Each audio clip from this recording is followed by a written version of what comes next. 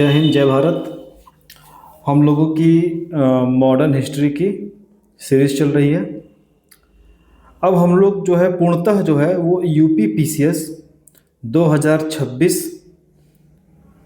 Pre के लिए एकदम डेडिकेशन के साथ और प्लस मेंस के लिए अब हम लोग सीरीज स्टार्ट करने जा रहे हैं। इसमें क्या है कि यू 2027 में आपका चुनाव है यूपी में, तो 2026 की जो भी वैकेंसी होगी, चाहे वो आरओ ले लीजिए चाहे आप यूपी पीसीएस ले लीजिए, ये दोनों ही बड़ी भर्ती आएंगी। तो हम लोगों को 2026 में पेपर देकर, ठीक है, 2027 में सिलेक्शन ले लेना है। बात समझ आ रही है? मॉडर्न हिस्ट्री में जो ये सहायक संधि है वो बेहद ही महत्वपूर्ण टॉपिक है। इससे एक या दो प्रश्न आपको एग्जाम में देखने को मिलते हैं, मिनिमम एक प्रश्न तो आपको मिल ही जाता है। बात समझ आ रही है ना आप लोग को? चलिए ठीक है। इसमें हम लोग टू द पॉइंट देखेंगे, कोई इधर उधर की बातें नहीं, सिर्फ एग्जाम ओरिएंटेड चीज देखेंगे। देखिए, जो ये सहायक संधि थी किसने लागू किया था? लॉर्ड वेलेस्ली ने। किसने? लॉर्ड वेलेस्ली ने। यही है लॉर्ड वेलेस्ली। बात समझ आ रही है ना? चीजों को आप लोग याद करते हुए चलेंगे। सहायक संधि के जनक कौन थे? तो कौन थे? Lord Wellesley. कब लागू किया था? 1798 में। ठीक, 1798 में। दो पॉइंट हो गया। सहायक संधि थी क्या? सहायक संधि ब्रिटिश ईस्ट इंडिया कंपनी और भारतीय रियासत के बीच एक सैनिक और राजनीतिक समझौता था। समझ में आ गया क्या था? एक सैनिक और राजनीतिक समझौता था। मतलब जो ब्रिटिश ईस्ट इंडिया कंपनी थी और जो उस समय की रियासतें थी, ठीक है, उनके बीच में एक एग्रीमेंट हुआ। और ये एग्रीमेंट उनके मन से नहीं हुआ, एक प्रकार से थोपा गया। हम इसको आगे देखेंगे। देखिए है क्या। इस संधि का उद्देश्य भारतीय राज्यों को ब्रिटिश संरक्षण प्रदान करना था। देखिए, ये तो किताब में लिखा है कि ब्रिटिश संरक्षण देने के लिए के उद्देश्य से सहायक संधि की गई थी, लेकिन ऐसा बिल्कुल नहीं था। बात समझ आ रही है? क्योंकि जिसके बदले में भारतीय शासकों को अपनी संप्रभुता का एक बड़ा हिस्सा कंपनी को सौंपना पड़ता था। मतलब एक बड़ा जमीन का टुकड़ा, ठीक है, किसको देना पड़ता था? ब्रिटिश को। यह संधि वास्तव में भारतीय राज्यों को आर्थिक और सैन्य रूप से ब्रिटिश नियंत्रण में लाने का एक उपकरण था। देखिए, अंग्रेज बहुत चालाक थे। वे जानते थे कि हमें किस प्रकार से भारतीयों को अपने ग्लास में उतारना, मतलब अपने अधीन लाना है। तो वो विभिन्न प्रकार की योजनाएं और संधियां लाते थे। बात समझ आ रही है? चलिए, सहायक संधि की प्रमुख विशेषता क्या है? ब्रिटिश सेना की तैनाती। संबंधित भारतीय शासक को अपने राज्य की सुरक्षा के लिए ब्रिटिश सेना की एक टुकड़ी, जिसे सहायक सेना भी कहते थे, को स्थायी रूप से अपने राज्य में रखना स्वीकार करना पड़ता था। किस रूप से? स्थायी रूप से। यही हम लोग का की पॉइंट है प्री को लेके, ठीक है। बात समझ आ रही है? स्थायी रूप से। अच्छा, सेना का खर्चा कौन देगा? वही राज्य देते थे या वही रियासतें देती थी जिन्होंने ब्रिटिश सैनिकों को अपने यहाँ रखा था या जिसने सहायक संधि को स्वीकार किया था। तो शासक को इस ब्रिटिश सेना के रख रखाव के लिए या तो नगद राशि देनी पड़ती थी या इसके बदले में कंपनी को अपने राज्य का एक निश्चित क्षेत्र, टेरिटरी सौंपना पड़ता था। मतलब रियासत चाहे तो वेतन नगद में दे दे ब्रिटिश सैनिकों को, या अब जो उनकी जो भौगोलिक स्थिति थी, जो उनकी जमीनें थी, उसमें से कुछ एक टुकड़ा इनको दे दे। इससे क्या था कि जो ब्रिटिशर्स थे उनकी जो क्षेत्र था हड़पने का, वो और रास्ता उनका अच्छा होता गया और उनको उनके पास भारत की और अधिक जमीनें प्राप्त होती गई। British resident. शासक को अपनी राजधानी में एक ब्रिटिश रेजिडेंट को रखना अनिवार्य था। रेजिडेंट का काम ब्रिटिश हितों की निगरानी करना और शासक के आंतरिक मामलों में हस्तक्षेप करना था। शासक के आंतरिक मामलों में हस्तक्षेप करना था। याद रखिएगा, स्टेटमेंट यहीं से सब क्वेश्चन बनते हैं। ठीक, टेंशन नहीं लेना है। किस किस रियासत ने इस संधि को स्वीकार किया था, वो सब हम लोग बहुत ही सुंदर ट्रिक से याद कर लेंगे चंद मिनटों में। विदेश नीति पर प्रतिबंध लगा दिया गया। संबंधित राज्य अर्थात जिसने सहायक संधि स्वीकार की है, संबंधित राज्य अपनी स्वतंत्र विदेश नीति खो देता था। जिसने भी ये सहायक संधि स्वीकार की, उसने जो अपनी फॉरेन पॉलिसी थी उसको खत्म कर दिया या जबरन खत्म करवा दिया गया। वह कंपनी की अनुमति के बिना किसी अन्य भारतीय या विदेशी शक्ति के साथ कोई संधि, युद्ध या समझौता नहीं कर सकता था।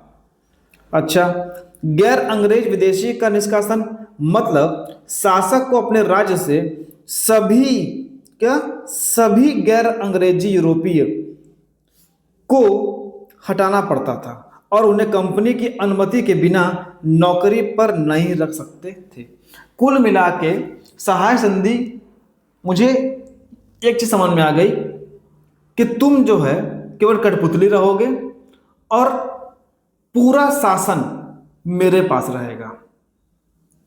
कहने का मतलब ये है, इसको अदरवाइज मत लीजिएगा। जैसे प्रेसिडेंट होते हैं, ठीक है, भारत के, ये नाम मात्र के होते हैं, बात समझ आ रही है ना, लेकिन वास्तविक शक्ति किसके पास होती है? पीएम के पास। तो कुछ कुछ ऐसा कॉन्सेप्ट आपको इसमें भी देखने को मिल रहा है। आगे देखते हैं, कंपनी के आंतरिक मामलों में हस्तक्षेप न करना।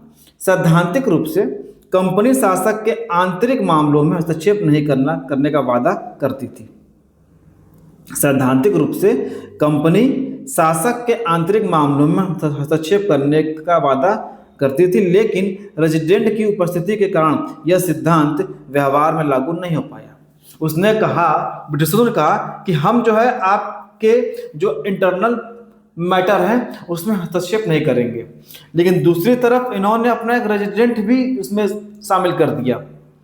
तो व्यवहारिक रूप से ये जो संबंध था स्थापित ही नहीं हो पाया। सहायक संधि के परिणाम क्या हुए? बहुत ही दूरगामी और विनाशकारी हुआ। क्या प्रभाव पड़ा? संप्रभुता का ह्रास हो गया। भारतीय शासकों ने अपनी वास्तविक संप्रभुता खो दी। उसकी सुरक्षा और विदेश नीति अब पूरी तरह से ब्रिटिशर्स के हाथ में थी। सहायक संधि के तहत यही तो अंग्रेज करना चाहते थे और उन्होंने इसको पा भी लिया। आर्थिक बोझ बढ़ा। अब भैया सेना रखोगे तो या तो नगद वेतन दो या भूमि दो। तो क्या हुआ है? आर्थिक बोझ ही तो पड़ा। अच्छा, प्रशासनिक शिथिलता क्या है? जब शासक सुरक्षित महसूस करने लगे क्योंकि ब्रिटिश सेना उनकी रक्षा कर रही थी, तो वे अक्सर अपने प्रशासनिक कर्तव्यों के प्रति लापरवाह हो गए। रेजिडेंट की हस्तक्षेप से भी शासन कमजोर हो गया। ठीक, कहने मतलब ये है कि जब वो सुरक्षा करने लगे तो जो रियासत के नवाब हुआ करते थे वो तो पहले से आलसी थे, वो और आलसी हो गए कि चलो भैया सब कुछ काम तो मेरा हो ही जा रहा है, लेकिन ये इनके लिए बहुत ही विनाशकारी सिद्ध हुआ। जनता में असंतोष हो गया। शासकों के निष्क्रिय होने और सेना के खर्च के लिए करों में वृद्धि के कारण जनता में ब्रिटिश और स्थानीय शासक दोनों के प्रति असंतोष बढ़ गया। सेना रखे हो, नगद वेतन दोगे, पैसा कहाँ से आएगा? तुम कर बढ़ाओगे, पहले बात। दूसरा बात कि तुम जो है अपने जो तुम्हारा कार्य था, ठीक है, तुम उसमें भी सक्रियतापन नहीं दिखा पा रहे हो। तो इन सब कारणों से जो जनता थी उस रियासत की जिसने सहायक संधि स्वीकार की थी, उसमें असंतोष की भावना फैल गई। अच्छा, ब्रिटिश कंपनी पर इसका क्या प्रभाव पड़ा? सब प्रॉफिट में था। बिना खर्च के बड़ी सेना बनती गई। ठीक, उनके ही लोग उनके दूसरे के रियासत में उस रियासत के खर्चे में पल रहे हैं। अब इससे अच्छी बात क्या हो सकती है? सुरक्षित क्षेत्र मिल गया। भारतीय राज्य ब्रिटिश साम्राज्य की सीमाओं के लिए एक बफर जोन बन गया। एक इकोनॉमिक में हम लोग कॉन्सेप्ट पढ़ते होंगे, बफर स्टॉक। तो वही बफर स्टॉक वाला जो कॉन्सेप्ट है वही यहीं पे लागू होता है। ठीक। क्षेत्र का विस्तार होता गया, भैया नगद नहीं नहीं है तुम्हारे पास वेतन देने के लिए, तुम एक काम करो, तुम भूमि का टुकड़ा दे दो। ठीक। अच्छा, अब देखिए यहाँ तक तो हो गया हमारा मेंस का पॉइंट सबसे। अब यहाँ क्या है, प्री में हमको रट्टा मारना है, लेकिन डरिए मत, हम लोग उसको ट्रिक से याद कर लेंगे। पहला सहायक संधि हैदराबाद के निजाम ने स्वीकार किया था 1798 में। ठीक, पहला राज्य था। मैसूर दूसरा राज्य था 1799 में। तंजौर तीसरा राज्य था। चौथा अवध था 1801 में। यह संधि अवध के लिए एक आर्थिक आपदा सिद्ध हुई। फिर पेशवा 5वें नंबर पर 1802 में।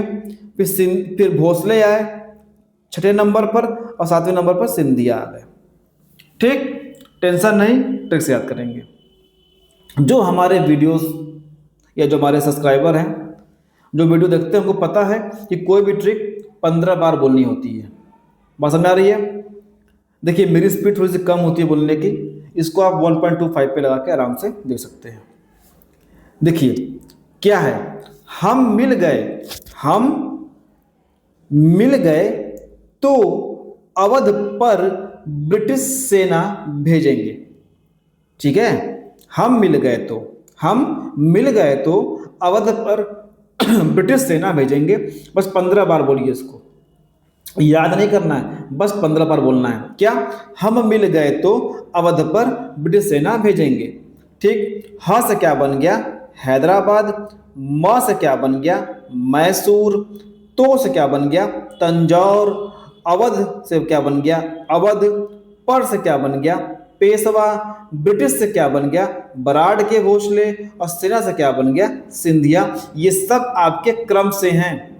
पहले पर हैदराबाद, दूसरे पर मैसूर, तीसरे पर तंजौर, चौथे पे अवध, 5वें पर पेशवा, 6ठे पर बराड़ के भोसले, और 7वें पर सिंधिया।